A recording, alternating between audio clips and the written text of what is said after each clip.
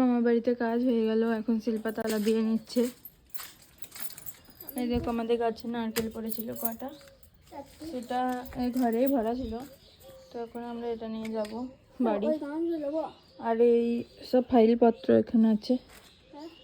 গামছা নিয়ে কি হবে? হ্যাঁ নি।